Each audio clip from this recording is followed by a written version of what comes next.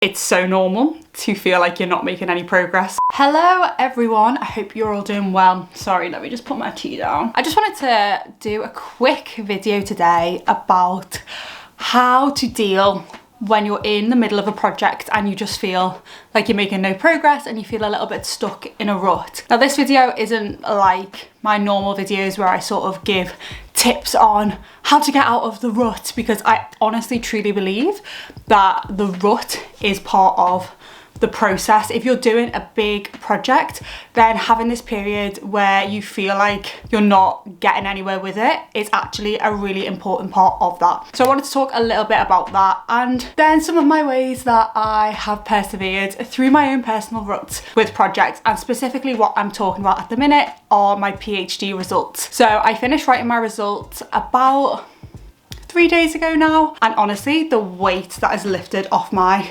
padded shoulders with this new top is astronomical. So if you're unfamiliar with a PhD thesis and how it's written, there are sections in the middle where you write up your main findings from the lab. And now I thought, because these findings are my own, I've worked on this project for like 3 years, that this aspect of the PhD was going to be really straightforward for me to write up. But it's actually taken me, I think, 9 months to complete this part of the project. Now that's 9 months with other things happening in between, but I did start my results write up in April 2020. It's now January 2021, and it was not an easy process. I feel like for about 80% of that writing time, I was in this place where I just felt like I wasn't getting anywhere and that I would never ever finish.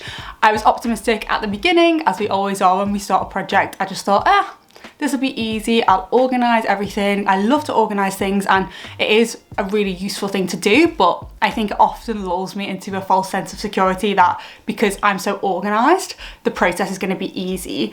And it was not easy. So I got myself organised and then I started to write, and I actually realised, oh my goodness, I have to go so in depth with these results that this is going to take me forever. And that's when I got really put off writing them. This is when I always think the rut comes. It's when you start to feel that resistance towards doing your work.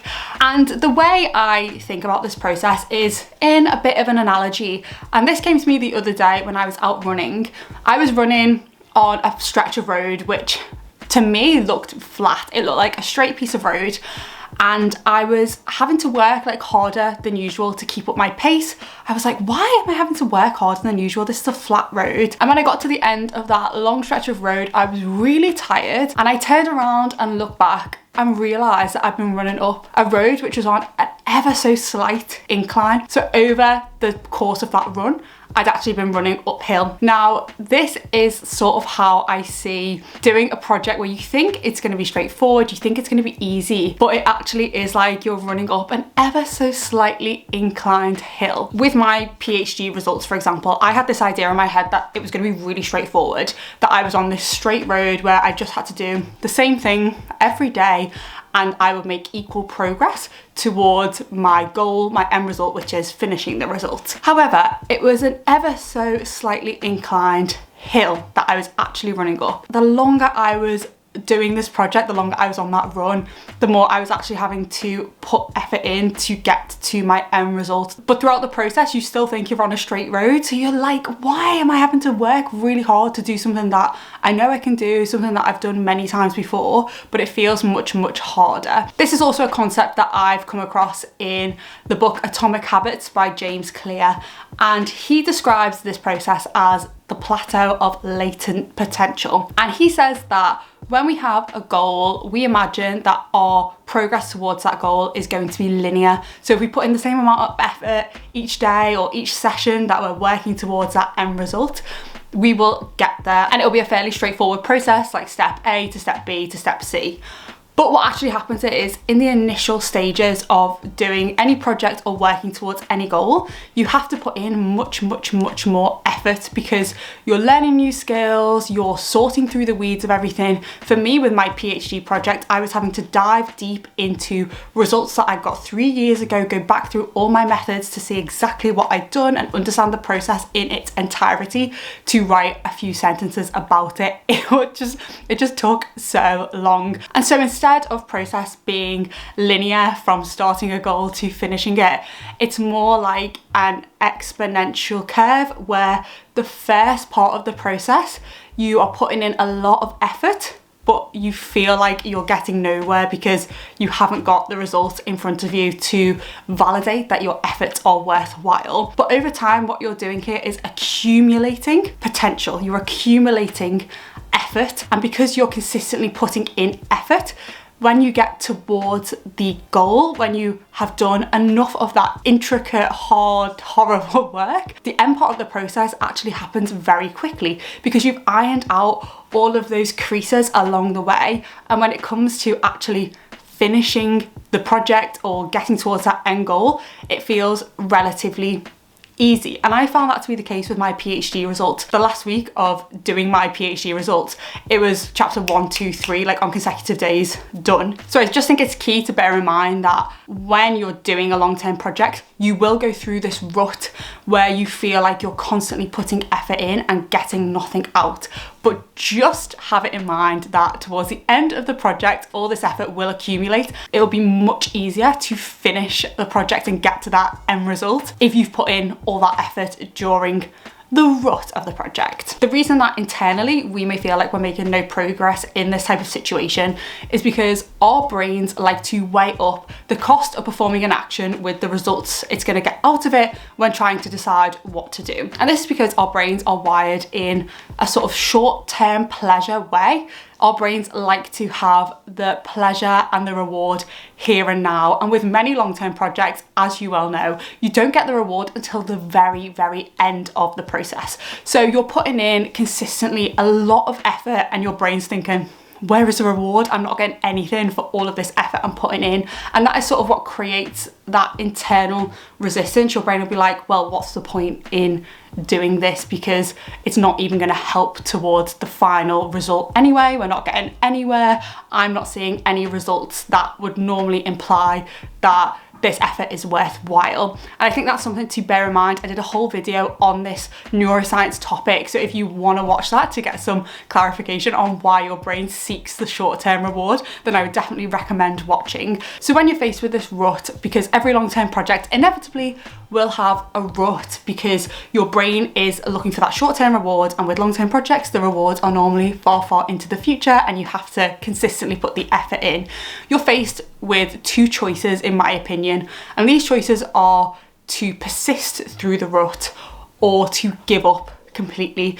Those are the two choices that you have. Now, if you give up completely, you're not gonna ever reach the end result. So the thing you have to really do is persist. And for me personally, the way that I made sure that I was persisting through when I felt like I really didn't want to work and that I was getting nowhere was to make my work routine a habit. So from about June last year, I had it set in my diary that I would do PhD work from 8:30 in the morning till midday, Monday to Friday. It was always in there as a block of time. Now, for the first couple of weeks, it was really hard to just get into this swing when I was facing that resistance. But over time, it became just normal to get up and sit at my desk at that time and do work.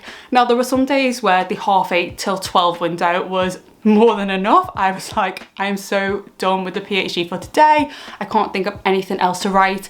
But there were other days where 8:30 to 12 wasn't enough. I'd look at the clock and be like, it's 11:45. How am I here already? I've got so much more that I want to do. So I think incorporating your work into your schedule in a really set way can help you just to persist through it. It becomes part of your daily routine, like brushing your teeth or taking a shower. You sit to do work. And that also takes a bit of the drama out of it as well, rather than being like, oh, this PhD is terrible, it's getting nowhere. Instead, you just sit and have a set amount of time to work on that project. And even if you just do one thing for that day, that is one thing more towards your end result, and we are accumulating that effort over time. Another thing that really helped me was to have daily goals, so daily goals in my PhD. So I sort of forgot the long-term goal of finish the results, because that to me, whenever I thought of that, was completely overwhelming. I would just week by week set 5 daily goals and have them be really specific,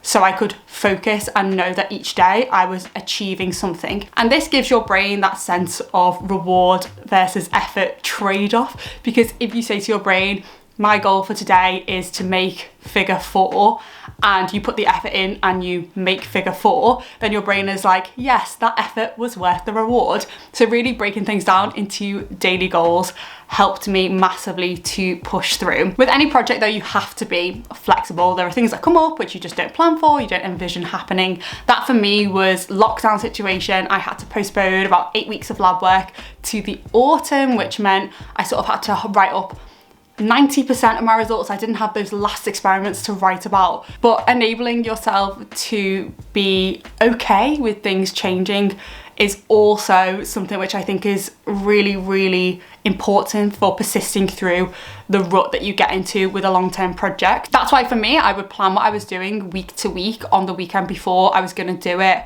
I tried not to plan too many weeks in advance, because inevitably something will come up and then I just feel rubbish that my schedule said you should have finished chapter 1 by tomorrow and you're like halfway through the first figure. You know, it doesn't make you feel good. So I would just plan week to week and also make that schedule adaptable. That's why I always plan in an online schedule, so I can move things around and change them. And that made me feel a lot more relaxed, knowing that the control was in my hands and I could still get stuff done even if things out of my control did happen. So I just want to say, like, if you're in that messy bit in the middle of a project where you feel like you're making no progress, trust me, you are. Make your work consistent. Just show up each and every weekday for a few hours and do something towards that project. You could even set yourself a short time, like an hour each day, to sit at your desk and try and do something. And sometimes that hour may turn into just an hour, but other times it could turn into 3, 4, 5 hours. If you do this over time, you will build yourself a routine where you can sit at your desk for a good few hours and do work. So that is the beauty of your brain. That is the beauty of neuroplasticity. The more you do something and the more consistently you do something, so every day or every weekday, your brain is learning from you that this is an important routine, this is an important aspect of your day. So give yourself those few hours each day of undistracted, undivided attention to your work, and you will get there. Honestly, the last few steps of the process towards your endpoint, you will feel like this is so much easier because you've done all the nitty-gritty bits and you pushed through and persevered through that rut. I hope this video helped you. It's a bit more freeform than videos that I normally do, but I just did want to come on and chat while it was fresh in my mind. I've literally just been through this experience and I wish I had a video like this I could watch to say it's so normal to feel like you're not making any progress when you're in a big project, and the key is to really just keep going and do a little bit each day. So I hope you enjoyed and found it helpful. If you want to learn more science from me, productivity tips, PhD life, then subscribe to the channel, or you can catch me over on social media, and I will see you next time. Bye.